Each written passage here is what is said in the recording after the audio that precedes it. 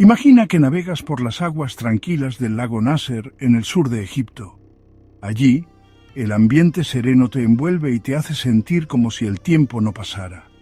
El sol baña el paisaje con una luz cálida y dorada. Crea sombras largas y un juego de colores muy bonito en la superficie del agua.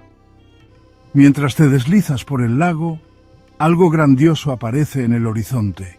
Poco a poco, se va viendo mejor a lo lejos. Un templo de piedra arenisca, con sus enormes columnas que parecen tocar el cielo. Es como un recuerdo de una época pasada que nos cuenta lo grandes que eran las antiguas civilizaciones. Este es el templo de Kalabsha. Es una construcción muy bonita que ha visto pasar la historia durante más de 2000 años y ahí sigue, orgulloso junto al lago. El templo de Kalabsha estaba antes en Bab al-Kalabsha. Era uno de los templos más grandes e impresionantes de Nubia. Demuestra lo bien que construían sus creadores. Nubia era una región antigua que iba desde el sur de Egipto hasta el norte de Sudán. Era una tierra con mucha historia y una cultura muy viva, donde el pasado y el presente se mezclan. Los nubios eran famosos por ser fuertes y resistentes. Crearon una civilización única que se relacionaba mucho con sus vecinos egipcios. Compartían y cambiaban cosas de su cultura y sus avances. El templo de Kalabsha es un símbolo fuerte de esta relación tan activa. Representa la rica mezcla de la historia de Nubia y Egipto.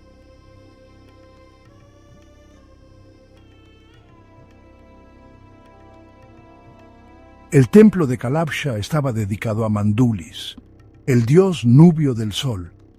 Esta construcción tan bonita es una prueba de la rica herencia cultural y religiosa de la antigua Nubia. A Mandulis se le dibujaba a menudo como un hombre con cabeza de halcón. Para los nubios significaba poder, protección y curación. Su imagen estaba en muchos templos y monumentos, lo que demuestra lo importante que era en la vida diaria de los nubios. Era un personaje muy importante entre los dioses nubios. Se le quería mucho porque era un dios bueno que traía luz y vida a la tierra. El sol, que era muy importante en la cultura nubia, se veía como si fuera él mismo. El templo de Kalabsha era un lugar para rezar y mostrar devoción. Allí se hacían ofrendas y rituales para honrar a este dios tan poderoso. Los sacerdotes hacían ceremonias para que Mandulis estuviera contento y les diera prosperidad y salud. La construcción del templo duró varios siglos. Empezó en la época romana, cuando gobernaba el emperador Augusto, sobre el año 30 a.C. Como tardó tanto en construirse, se mezclaron diferentes estilos e influencias. Con los años, otros gobernantes, como emperadores romanos y reyes nubios, también añadieron cosas al templo. Cada uno dejó su huella, haciendo la historia del templo más rica e importante. Esta mezcla de estilos de construcción y de arte muestra la variedad de culturas que formaron la historia de Kalabsha. El templo es un símbolo de la colaboración duradera entre nubios y romanos. El templo de Kalabsha se construyó con piedra arenisca sacada del desierto de alrededor. Es una obra maestra de la arquitectura antigua. Sus enormes columnas, decoradas con dibujos tallados muy detallados, llevan a varios patios, salas y lugares sagrados. Las paredes del templo están cubiertas de jeroglíficos y relieves, cuentan historias de la mitología egipcia, rituales religiosos y la vida de los faraones. Dentro de las salas sagradas del templo, los sacerdotes hacían rituales todos los días, rezaban y hacían sacrificios para contentar a los dioses. El olor a incienso llenaba el aire mientras la gente se reunía en los patios para pedir el favor de Mandulis y otros dioses. El templo no era solo un lugar para rezar. También era un centro de aprendizaje y cultura. Allí, los escribas copiaban textos sagrados y los artistas mejoraban sus habilidades. Durante siglos, el templo de Kalabsha fue como un faro de fe y cultura. Su enorme estructura parecía no verse afectada por el paso del tiempo. Pero en el siglo XX, una maravilla moderna puso en peligro su existencia. La construcción de la presa alta de Asuán fue un proyecto enorme. Quería controlar el agua del río Nilo y producir electricidad. Esto crearía un lago muy grande detrás de la presa, el lago Nasser. Al subir el agua del lago Nasser, muchos sitios antiguos quedarían sumergidos, incluido el templo de Kalabsha. El gobierno egipcio se dio cuenta del gran valor histórico y cultural de estos monumentos. Por eso, junto con la UNESCO, empezó una campaña internacional para salvarlos de quedar bajo el agua.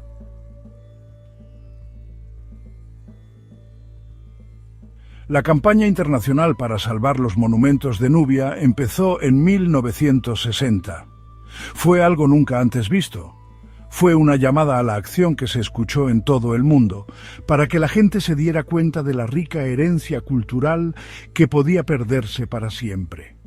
Arqueólogos, ingenieros y expertos de todo el mundo se unieron. Trabajaron muy rápido para documentar, desmontar y trasladar los monumentos en peligro. Este trabajo en equipo demostró lo poderosa que es la cooperación internacional para conservar la historia.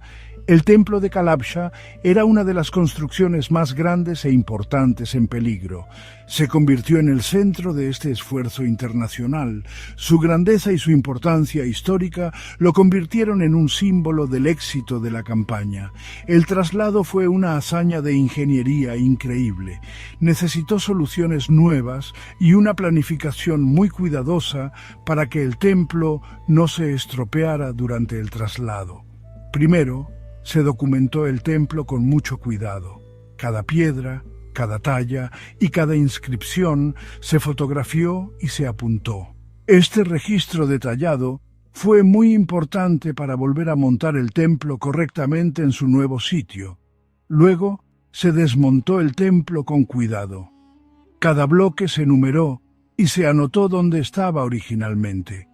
Este proceso tan laborioso aseguró que el templo pudiera reconstruirse exactamente como había estado durante siglos. Los bloques desmontados se llevaron a un nuevo sitio, un terreno más alto que quedaría por encima del agua del lago Nasser. Este nuevo lugar protegería el templo de la subida del agua, conservándolo para que las futuras generaciones puedan admirarlo y estudiarlo.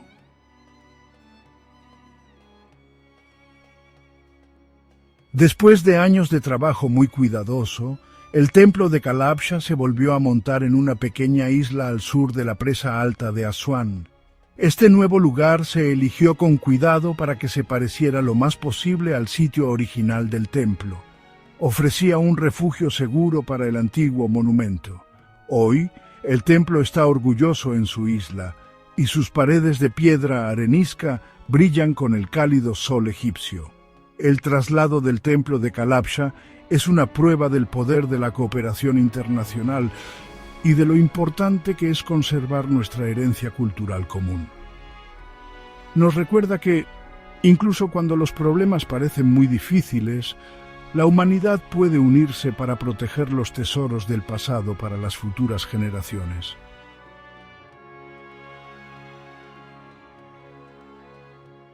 Como reconocimiento a su increíble valor universal, el templo de Kalabsha, junto con otros monumentos trasladados durante la campaña de salvamento de Nubia, fue inscrito en la lista del Patrimonio Mundial de la UNESCO en 1979. Este nombramiento tan importante reconoce el valor del templo como un ejemplo excepcional de la arquitectura antigua de Nubia y como prueba de la rica herencia cultural de la región. La inscripción del templo de Kalabsha en la lista del Patrimonio Mundial destaca lo importante que es conservar la herencia cultural para las generaciones de ahora y las del futuro. Nos recuerda el poder duradero del pasado para inspirar, educar y conectarnos con nuestra historia humana común. El templo de Kalabsha nos permite echar un vistazo fascinante a las creencias y prácticas religiosas de la antigua Nubia.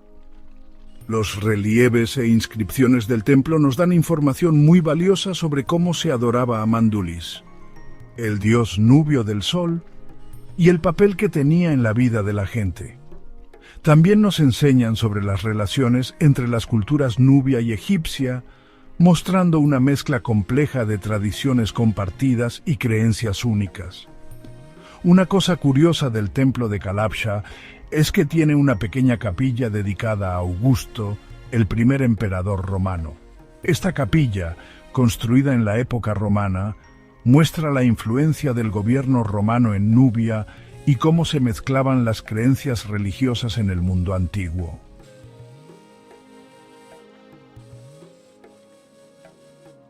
Hoy en día, el templo de Kalabsha es un destino turístico muy popular, que atrae a visitantes de todo el mundo que vienen a maravillarse con su grandeza arquitectónica y a empaparse de su importancia histórica.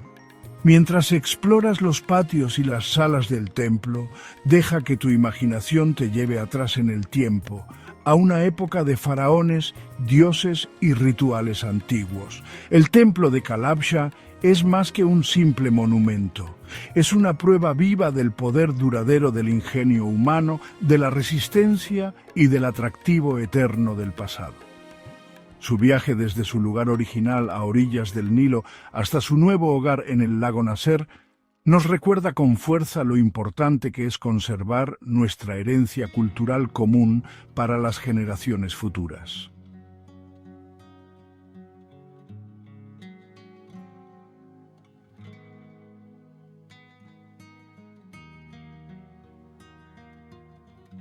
El Museo Egipcio del Cairo se erige como testimonio de una civilización que cautivó al mundo durante milenios. Su historia comenzó a mediados del siglo XIX, una época en la que Egipto fue testigo de un resurgimiento del interés por su pasado antiguo. Auguste Mariette, un arqueólogo francés, desempeñó un papel fundamental.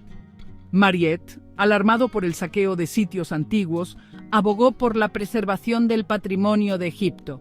Su visión se materializó en 1858 con el establecimiento del Servicio de Antigüedades, el precursor del museo.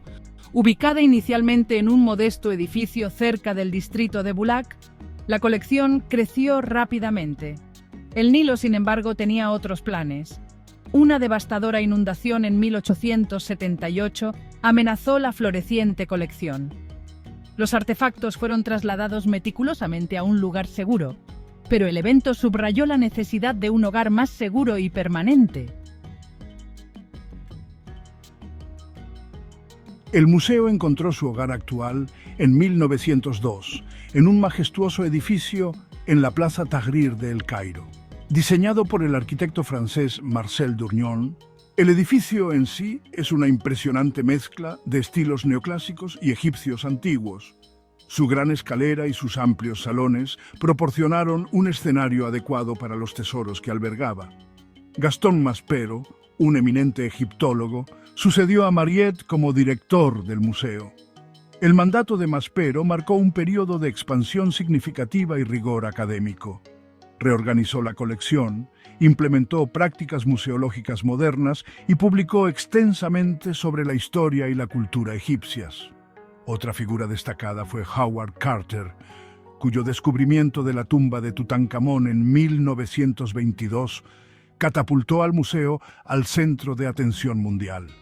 La posterior llegada de los tesoros de Tutankamón, incluida la icónica máscara dorada, atrajo a multitudes de todo el mundo.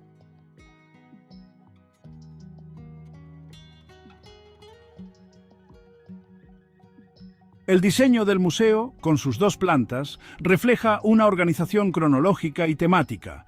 La planta baja alberga objetos más pesados, como estatuas colosales, sarcófagos y piezas monumentales de varios períodos de la historia egipcia. Uno puede encontrarse con imponentes figuras de faraones y deidades.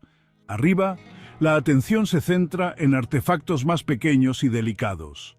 Las salas están dedicadas a períodos específicos como los reinos antiguo, medio y nuevo, lo que proporciona una descripción general completa de la evolución artística y cultural de Egipto. Joyas, cerámica, papiros y objetos funerarios ofrecen vislumbres íntimos de la vida de los antiguos egipcios.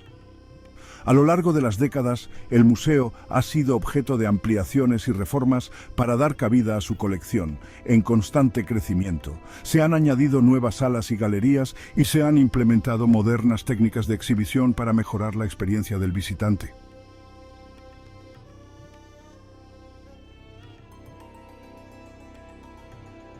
Entre las vastas posesiones del museo, los tesoros de Tutankamón ocupan un lugar de incomparable prominencia. Descubierta en 1922 por Howard Carter, la tumba casi intacta del joven faraón albergaba una gran cantidad de artefactos que cautivaron al mundo. El descubrimiento proporcionó una visión sin precedentes de la opulencia y el arte del antiguo Egipto. En el corazón de esta colección se encuentra la máscara dorada de Tutankamón, una obra maestra del arte funerario. Fabricada en oro macizo e incrustada con piedras semipreciosas, la máscara es un ejemplo impresionante de la artesanía antigua. Su expresión serena y sus rasgos idealizados encarnan la vida eterna del joven rey.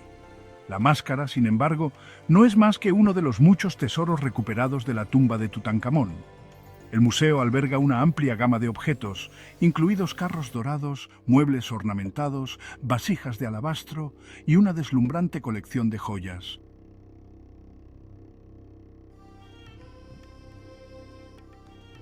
La tumba de Tutankamón contenía más de 5.000 artefactos, cada uno meticulosamente elaborado e imbuido de significado simbólico.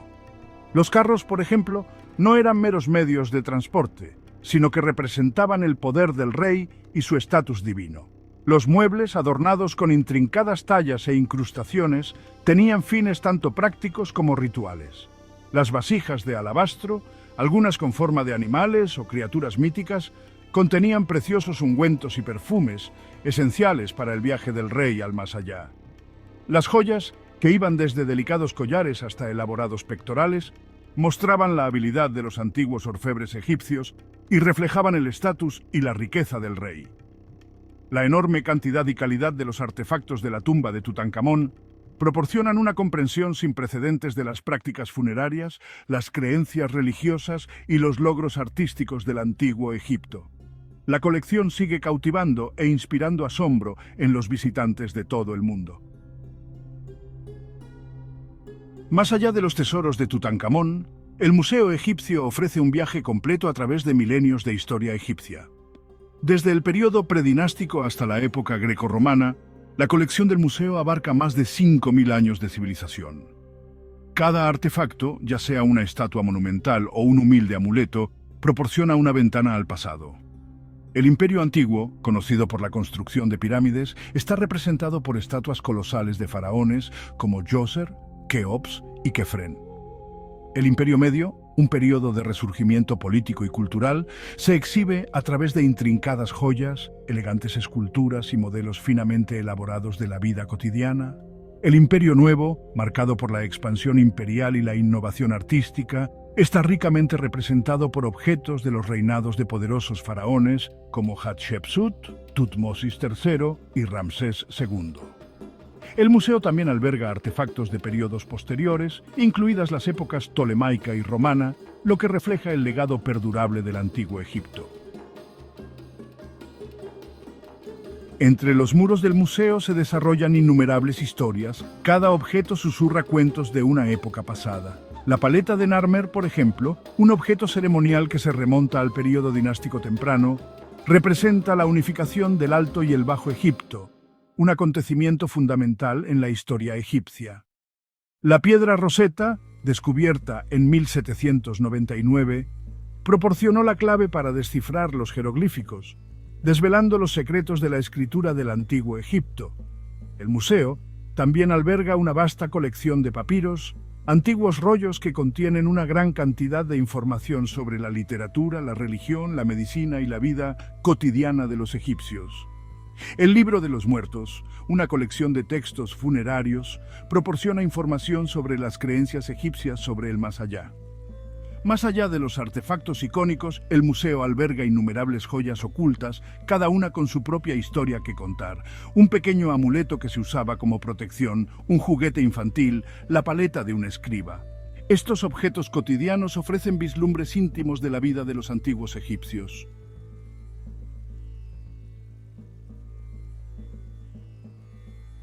El Museo Egipcio no solo sirve como depósito de artefactos, sino también como centro de investigación y conservación. Un equipo de dedicados conservadores, arqueólogos y restauradores trabajan incansablemente para preservar y estudiar la colección, asegurando que las generaciones futuras puedan apreciar las maravillas del antiguo Egipto. Los laboratorios de conservación del museo están equipados con tecnología de vanguardia, lo que permite a los expertos restaurar y preservar objetos delicados. Investigadores de todo el mundo acuden a estudiar la colección del museo, contribuyendo a nuestra comprensión de la historia, la cultura y el arte egipcios. El museo también desempeña un papel vital en la lucha contra el tráfico ilícito de antigüedades. Al concienciar y colaborar con organizaciones internacionales, el museo se esfuerza por proteger el patrimonio cultural de Egipto del saqueo y la destrucción. El Museo Egipcio de El Cairo se erige como testimonio de una de las civilizaciones más perdurables del mundo. Su vasta y diversa colección, que abarca milenios de historia, sigue cautivando e inspirando asombro en los visitantes de todo el mundo. Desde la icónica máscara dorada de Tutankamón hasta los objetos cotidianos de los antiguos egipcios, el museo ofrece una ventana a un mundo a la vez familiar y extraordinario. Como centro de investigación, conservación y educación, el museo desempeña un papel vital en la preservación del patrimonio cultural de Egipto para las generaciones futuras. Su misión se extiende más allá de sus muros, fomentando una apreciación más profunda de los logros del antiguo Egipto e inspirando una sensación de asombro ante el ingenio, la creatividad y la resistencia del espíritu humano.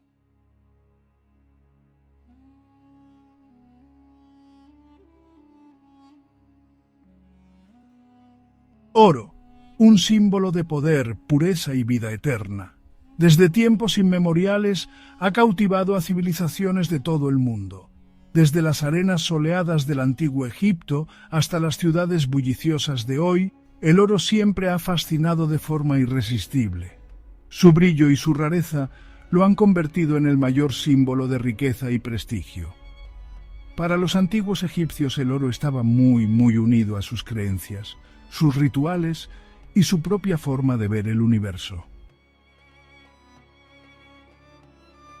En la tierra de los faraones, donde el sol abrasador caía sobre las fértiles orillas del Nilo, el oro fluía como la sangre vital de una civilización poderosa. Desde las imponentes pirámides hasta los amuletos más humildes, el oro estaba por todas partes, un testimonio del legado duradero de Egipto. Acompañadnos ahora, mientras nos embarcamos en un viaje fascinante a través del tiempo. Nuestro viaje empieza en las minas, donde la búsqueda de este metal precioso marcó el destino de una nación.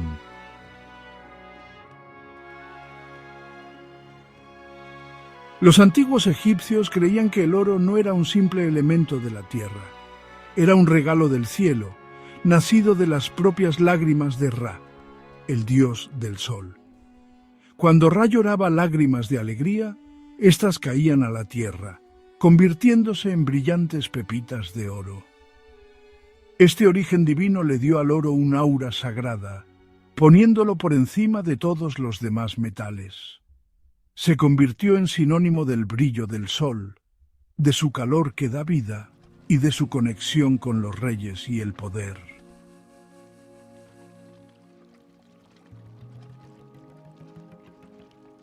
Para conseguir este metal divino, los antiguos egipcios hacían viajes muy largos y difíciles a los rincones más lejanos de su imperio. Desde el desierto de Nubia, al sur, hasta la península del Sinaí, al este montaron minas enormes porque tenían muchísimas ganas de conseguir ese metal tan valioso. Los mineros, que muchas veces eran prisioneros de guerra o gente obligada a trabajar, trabajaban muy duro con un calor que agobiaba y en sitios muy apretados. Con herramientas muy sencillas, de cobre y de piedra, picaban la roca dura, siguiendo las vetas de oro hasta lo más profundo de la tierra.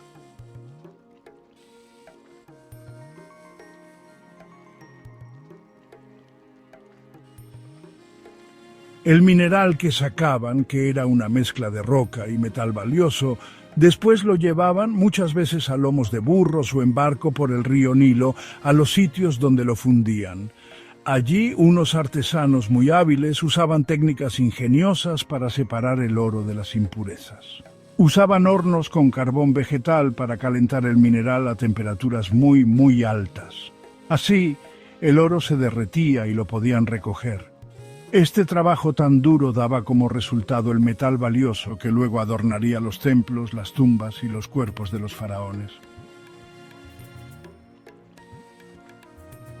El oro, para los antiguos egipcios, era mucho más que algo valioso.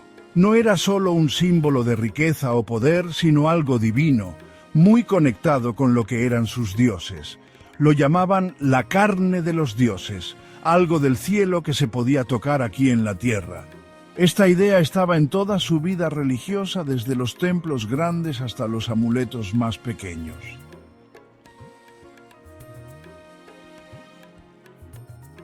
Los egipcios veían un vínculo poderoso entre el oro y el sol, la fuerza que daba vida a su mundo. El oro, con su brillo radiante, parecía encarnar la misma esencia de la energía del sol. A Ra, el dios del sol, a menudo se le representaba con piel dorada y su cuerpo emanaba una luz cálida y etérea. Los faraones, considerados intermediarios divinos entre los dioses y la gente, también estaban muy relacionados con el oro. Sus tumbas estaban llenas de tesoros de oro y sus cuerpos adornados con máscaras y joyas de oro.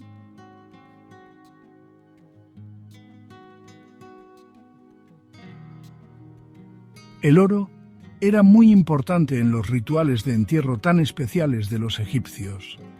Los amuletos de oro, que muchas veces tenían dibujos de dioses protectores o símbolos sagrados, se ponían en las tumbas. Su objetivo era espantar a los malos espíritus y ayudar a que el viaje al otro mundo fuera seguro.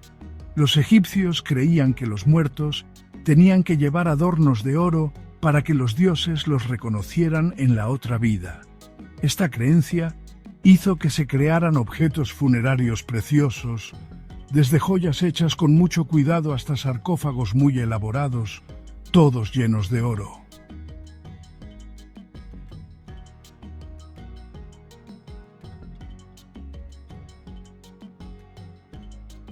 Aunque el oro tenía un significado religioso muy importante en el antiguo Egipto, su uso iba mucho más allá de los templos y las tumbas. Para la élite, el oro era un símbolo de su estatus que estaba por todas partes, adornando de todo, desde los muebles y los carros hasta la ropa y las joyas. Los egipcios ricos se adornaban con collares, anillos y pendientes de oro muy elaborados, mostrando su riqueza y su gusto refinado. Los artesanos transformaban el oro en objetos preciosos, tanto grandes como pequeños y personales.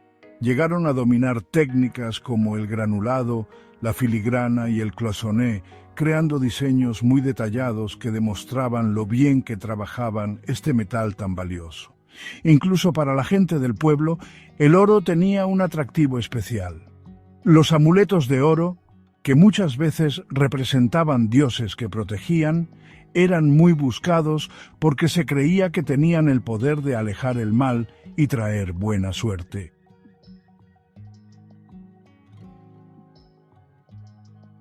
Pero el uso más lujoso e impresionante del oro se reservaba para los propios dioses y para los faraones, que eran como sus representantes aquí en la tierra. Los templos, que se hacían para honrar a los dioses, se adornaban con cantidades enormes de oro y así se convertían en lugares muy brillantes que mostraban mucha riqueza y fe. Las paredes brillaban con pan de oro, las estatuas de los dioses relucían con los rayos del sol, e incluso las cosas más normales, como los cuencos para las ofrendas y los quemadores de incienso, muchas veces se hacían con este metal tan valioso. Los egipcios creían que al adornar sus templos con oro, estaban creando una casa adecuada para los dioses, un lugar que mereciera su presencia divina. Los faraones, a los que veían como dioses vivos, también estaban muy unidos al oro.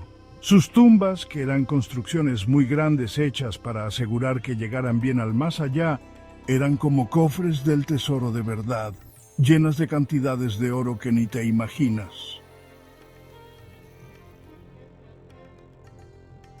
La abundancia de oro enterrado con los faraones servía para varias cosas.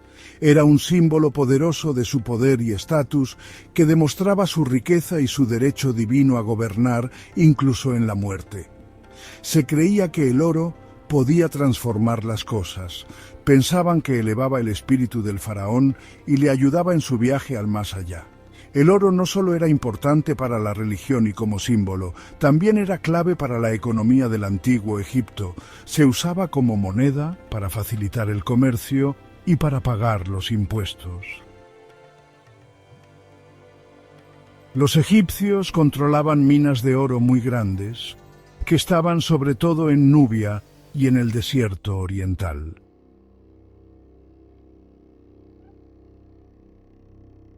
El encanto del oro se extendía mucho más allá de las fronteras del antiguo Egipto. Su fama como metal precioso y duradero se extendió por todo el mundo antiguo, atrayendo a mercaderes y comerciantes de tierras lejanas. Egipto, con sus grandes reservas de oro y su lugar estratégico en el cruce de importantes rutas comerciales, se convirtió en un centro de comercio internacional. Desde los puertos bulliciosos del delta del Nilo hasta los oasis del desierto que había en las rutas de las caravanas, el oro entraba y salía de Egipto, impulsando una economía que crecía mucho. Los mercaderes, con sus barcos cargados de productos de costas lejanas, llegaban con ganas de cambiar sus productos por este metal tan deseado. Los egipcios, a su vez, buscaban cosas de lujo que no había dentro de sus fronteras, como madera de cedro del Líbano, lapislázuli de Afganistán y ébano y marfil del África al sur del Sáhara.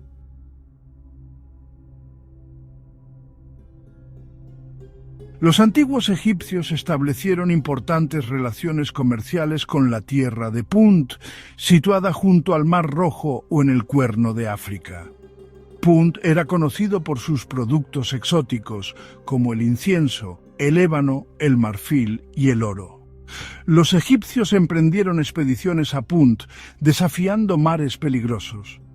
Estas expediciones quedaron grabadas en las paredes de los templos, demostrando su capacidad para navegar. Los relieves del templo de Hatshepsut muestran barcos cargados de tesoros de Punt. El comercio con Punt era recíproco. Los egipcios ofrecían oro, lino, papiro y productos manufacturados a cambio.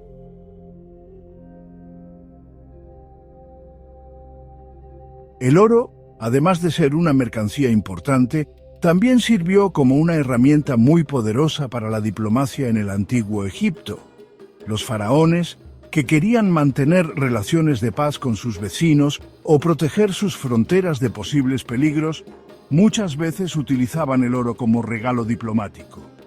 Estos regalos, que se presentaban con mucha ceremonia y acompañados de grandes declaraciones de amistad y buena voluntad, servían para fortalecer las alianzas y frenar las agresiones.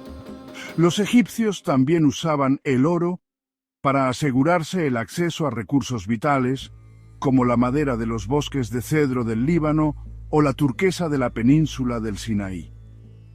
Al ofrecer pagos generosos en oro, los egipcios aseguraban un suministro constante de estos materiales esenciales que eran cruciales para sus proyectos de construcción, la fabricación de barcos y la creación de artículos de lujo.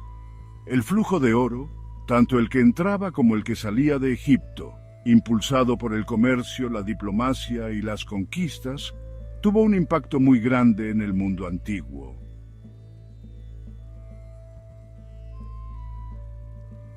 Aunque el oro reinaba en el antiguo Egipto, otros materiales eran igualmente apreciados por su belleza y rareza. El lapislázuli, una piedra de un azul muy fuerte, se valoraba especialmente por su color intenso y porque lo asociaban con el cielo. Se extraía en Afganistán y simbolizaba los cielos y lo divino. La máscara funeraria de Tutankamón muestra lapislázuli junto al oro, simbolizando riqueza y poder.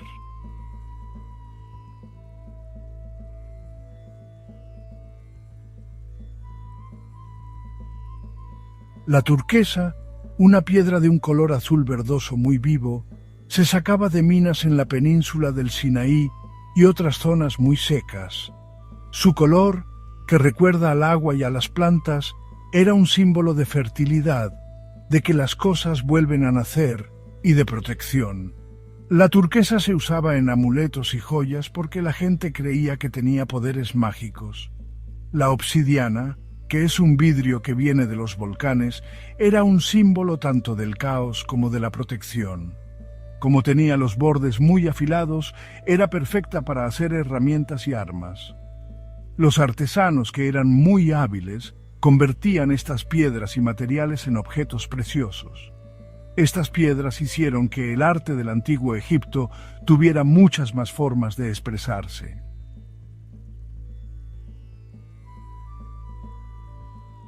Viajando por el antiguo Egipto, exploramos el legado dorado de una civilización que adoraba su belleza y poder. El oro tenía un lugar sagrado, representando el brillo del sol y la inmortalidad de los dioses. Desde las minas hasta los talleres, los artesanos creaban objetos de belleza y significado. El oro adornaba templos, tumbas y cuerpos, simbolizando la riqueza y la eternidad. Jugaba un papel muy importante en la economía, facilitando el comercio y la diplomacia. La atracción del oro conectó a Egipto con civilizaciones lejanas, dando forma a la historia.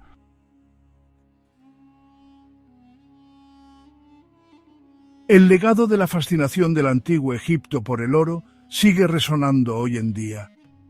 Los impresionantes objetos encontrados en sus tumbas, que se conservaron miles de años gracias al clima seco del desierto, todavía nos dejan con la boca abierta. Nos permiten echar un vistazo a una civilización que apreciaba la belleza, el trabajo de los artesanos y el poder que no se acaba de este metal tan valioso. Al admirar los tesoros de oro del antiguo Egipto, recordamos la atracción que los humanos siempre hemos sentido por este valioso metal. En todas las culturas y a lo largo de la historia, el oro ha sido un símbolo de riqueza, poder, belleza y de los dioses. Ha adornado nuestros cuerpos, los lugares donde rezamos y nuestras cosas más queridas. Los antiguos egipcios, que respetaban tantísimo el oro, nos enseñan algo especial sobre por qué este valioso metal nos sigue gustando tanto. Nos recuerdan que, además de lo que vale en dinero, el oro significa algo mucho más importante. Muestra nuestros sueños de belleza, de cosas que duren para siempre y de estar conectados con algo más grande que nosotros mismos.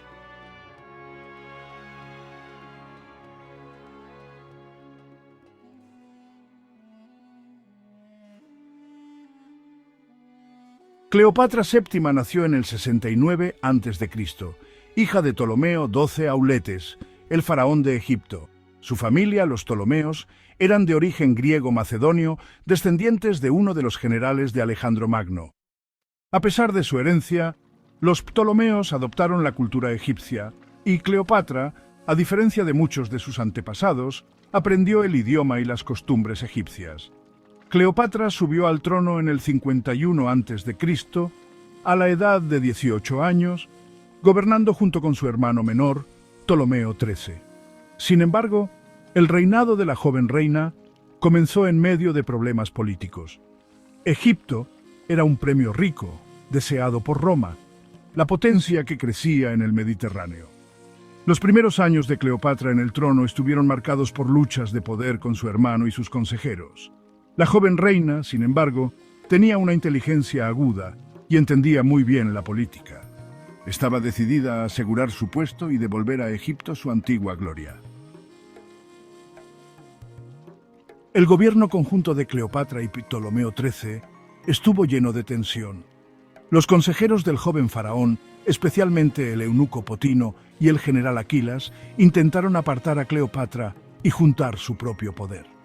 En el 48 a.C., consiguieron echar a Cleopatra de Alejandría, la capital de Egipto. Exiliada y enfrentando la pérdida de su trono, Cleopatra se negó a aceptar la derrota. Reunió un ejército en el sur de Egipto, decidida a recuperar lo que era suyo por nacimiento. Mientras tanto, un nuevo personaje entró en escena en Egipto. Julio César, el poderoso general romano, llegó a Alejandría persiguiendo a su rival Pompeyo el Grande. Cleopatra vio una oportunidad en la llegada de César. Se dice que se metió a escondidas en Alejandría, oculta en una alfombra, para presentar su caso directamente al general romano. César, impresionado por su inteligencia y carisma, aceptó apoyar su reclamo al trono. La intervención de César en los asuntos egipcios llevó a un conflicto corto pero duro, conocido como la Guerra Alejandrina. César, con las fuerzas de Cleopatra, se enfrentó al ejército de Ptolomeo XIII. La guerra terminó en una batalla decisiva en el río Nilo, donde las fuerzas de Ptolomeo fueron derrotadas y el joven faraón se ahogó intentando escapar. Con sus enemigos vencidos, Cleopatra fue de vuelta al trono, gobernando ahora junto con su hermano aún más joven, Ptolomeo XIV. Sin embargo, estaba claro que Cleopatra era el verdadero poder en Egipto, y su posición estaba asegurada por la presencia de César y sus legiones. César se quedó en Egipto varios meses, cautivado por la inteligencia y el encanto de Cleopatra. Su relación, tanto política como personal, tendría grandes consecuencias para Egipto y para Roma.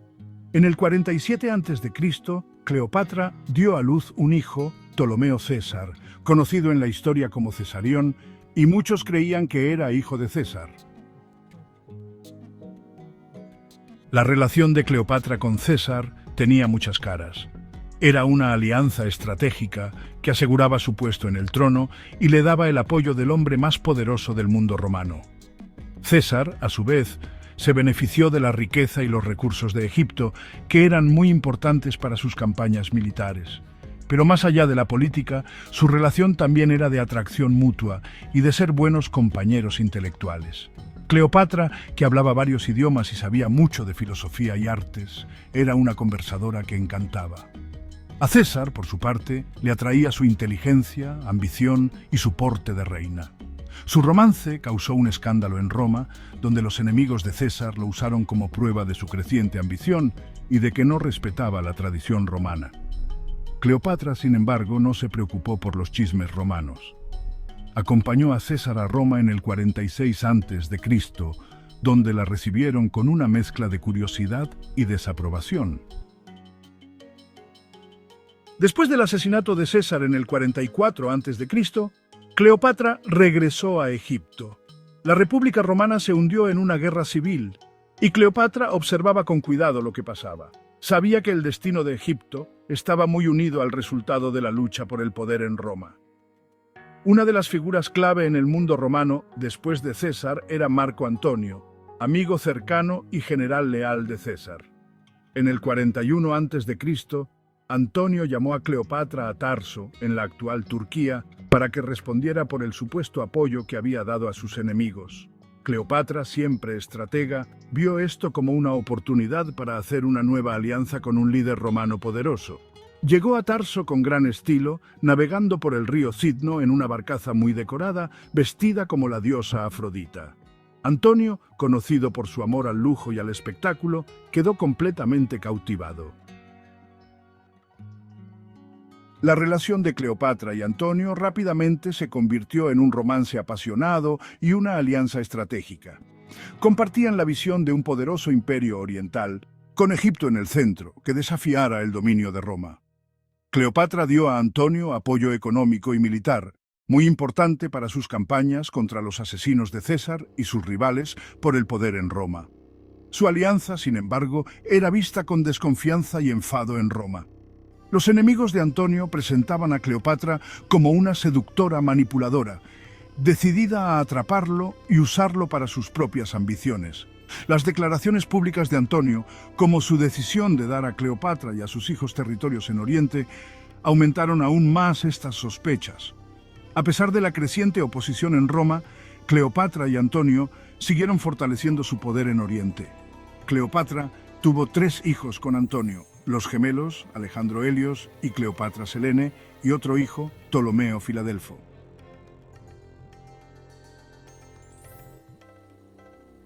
Mientras Cleopatra y Antonio construían su base de poder en Oriente, una nueva amenaza surgía en Roma.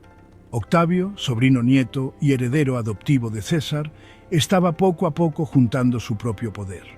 Octavio, un político astuto y un estratega duro, usó con habilidad las preocupaciones romanas sobre la relación de Antonio con Cleopatra y su aparente orientalización. Se presentó como el defensor de la tradición y las virtudes romanas, mostrando a Antonio como un traidor hechizado por una reina extranjera. El conflicto entre Antonio y Octavio se convirtió en guerra abierta en el 32 a.C. Octavio declaró la guerra a Cleopatra, presentando hábilmente el conflicto como una guerra contra un enemigo extranjero, en lugar de una guerra civil contra otro romano. El enfrentamiento decisivo entre las fuerzas de Cleopatra y Antonio y las de Octavio tuvo lugar en el 31 a.C. en la batalla de Accio, frente a la costa oeste de Grecia. La batalla fue un combate naval y, a pesar de tener una flota más grande, Cleopatra y Antonio fueron derrotados claramente. Las razones de su derrota fueron complicadas. Las fuerzas de Antonio sufrieron muchas deserciones, y sus planes de batalla se vieron afectados por dudas y retrasos. La flota de Cleopatra, aunque poderosa, fue finalmente superada en maniobras por el almirante de Octavio, Agripa. La derrota en Accio fue un desastre para Cleopatra y Antonio. Lograron escapar a Egipto, pero sus fuerzas quedaron destrozadas y sus sueños de un imperio oriental quedaron en ruinas. Octavio, victorioso, se preparó para dar el golpe final. En el 30 a.C., las fuerzas de Octavio invadieron Egipto, encontrando poca resistencia. Antonio, enfrentando la derrota y la desesperación, se suicidó. Cleopatra, que no quería ser paseada por las calles de Roma como prisionera en el triunfo de Octavio, también eligió quitarse la vida. Las circunstancias exactas de la muerte de Cleopatra están envueltas en misterio y leyenda. La historia más famosa dice que murió por la mordedura de una serpiente venenosa, dejando que un áspid la mordiera. Otras historias sugieren que pudo haber usado una horquilla envenenada u otros métodos. Sea cual fuera el método, la muerte de Cleopatra, el 12 de agosto del 30 a.C., marcó el fin de la dinastía ptolemaica y la entrada de Egipto en el Imperio Romano. Octavio, ahora el dueño indiscutible del mundo romano, había logrado su objetivo, pero a un alto precio.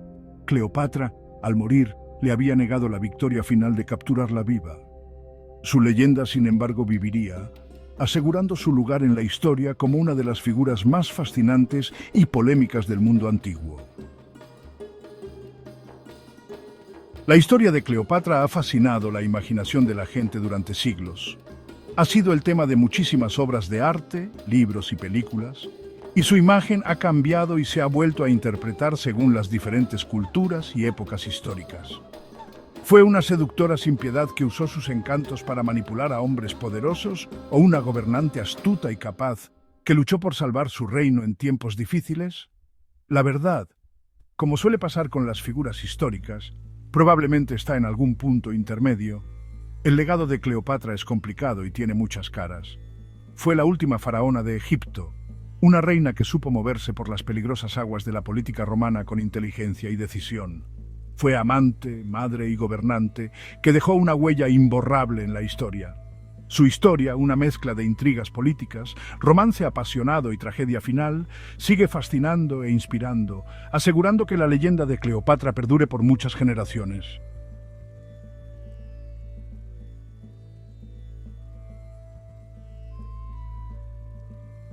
El templo de Karnak es un extenso complejo religioso ubicado en Egipto, famoso por su inmenso tamaño y significado histórico.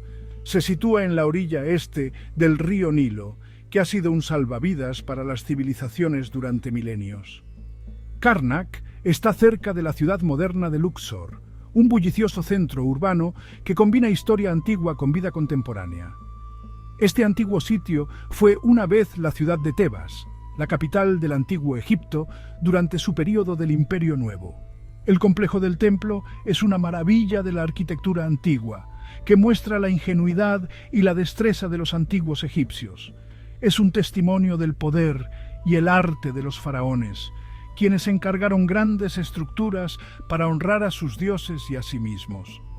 Karnak fue construido y ampliado durante muchos siglos, y cada faraón agregó su propio toque al extenso complejo.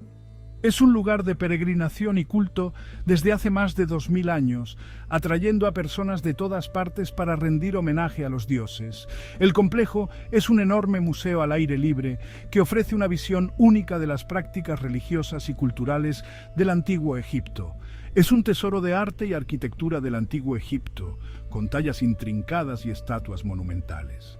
Los visitantes pueden explorar los numerosos templos, capillas y monumentos, cada uno con su propia historia y significado histórico.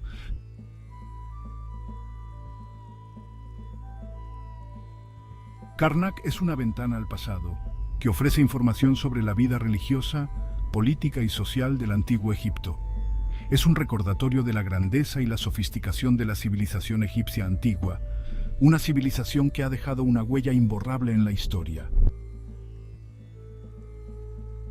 Tebas fue una de las ciudades más importantes del antiguo Egipto, conocida por su grandeza e importancia histórica. Fue la capital de Egipto durante muchos siglos, sirviendo como el corazón de la nación durante los imperios Medio y Nuevo. Tebas era un centro de poder político, religioso y económico que influía en toda la región con su riqueza y cultura. La ciudad estaba dedicada al dios Amón-Ra, considerado la deidad suprema en el panteón egipcio. Era el rey de los dioses, a menudo representado con cabeza de carnero o como un hombre con una corona de doble pluma. Tebas también fue el hogar de la diosa Mut, venerada como la diosa madre y un símbolo de la maternidad y la fertilidad. Era la consorte de Amón-Ra y juntos eran adorados como una pareja divina. Su hijo Yonsu era el dios de la luna, asociado con el tiempo y la curación. Juntos formaron la tríada tebana, un poderoso trío que fue central en la vida religiosa de Tebas. Eran adorados en Karnak, uno de los complejos de templos más grandes e importantes del antiguo Egipto. El complejo del templo de Karnak era un reflejo de la importancia de Tebas, mostrando sus logros arquitectónicos y artísticos. Era un lugar donde los faraones podían honrar a los dioses, realizando rituales y ceremonias para obtener su favor. Los faraones construyeron templos y monumentos en Karnak, cada uno agregando al esplendor del complejo. Querían mostrar su devoción a los dioses, asegurando su legado y apoyo divino. El complejo del templo creció en tamaño y grandeza con el tiempo, con cada faraón contribuyendo a su expansión. Se convirtió en un símbolo del poder y la riqueza de Egipto, un testimonio de los logros de la civilización y la devoción religiosa. La construcción en Karnak comenzó durante el Imperio Medio. Esto fue alrededor de 2055 a 1650 a.C. Sin embargo, fue durante el Imperio Nuevo que Karnak realmente floreció. Este período fue desde 1550 hasta 1069 a.C. El Imperio Nuevo fue una época de gran prosperidad y poder para Egipto. Los faraones del Imperio Nuevo fueron constructores ambiciosos. Querían dejar su huella en Egipto. Expandieron el complejo del templo en Karnak, agregaron nuevos templos, capillas y monumentos. Cada faraón trató de superar a su predecesor. Querían crear las estructuras más impresionantes. El resultado es un complejo que es a la vez impresionante y desconcertante en su escala. Una de las constructoras más prolíficas en Karnak fue la faraona Hatshepsut. Gobernó Egipto desde 1478 hasta 1458 a.C. Hatshepsut fue una gobernante poderosa y ambiciosa. Encargó muchos proyectos de construcción impresionantes en Karnak. La contribución más famosa de Hatshepsut a Karnak es su capilla roja. Este es un santuario pequeño pero perfectamente proporcionado. Está hecho de cuarcita roja. La capilla roja estuvo una vez adornada con brillantes relieves. Es un testimonio del arte de Hatshepsut y su devoción a los dioses. Hatshepsut también erigió 2 enormes obeliscos en Karnak. Estos imponentes monumentos fueron una vez las estructuras más altas del mundo. Son un símbolo del poder y la ambición de Hatshepsut.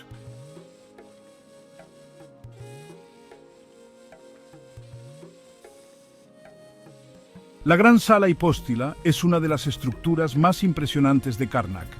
Esta maravilla arquitectónica se erige como un testimonio del ingenio y la ambición de los antiguos constructores egipcios. Es una sala enorme sostenida por 134 columnas, cada una de las cuales se eleva sobre los visitantes y crea un bosque de piedra que se extiende hacia el cielo. La sala cubre un área de 5.000 metros cuadrados, lo que la convierte en uno de los espacios religiosos más grandes jamás construidos en el mundo antiguo. Es lo suficientemente grande como para albergar 10 catedrales, un hecho que subraya su inmensa escala y la grandeza de su diseño.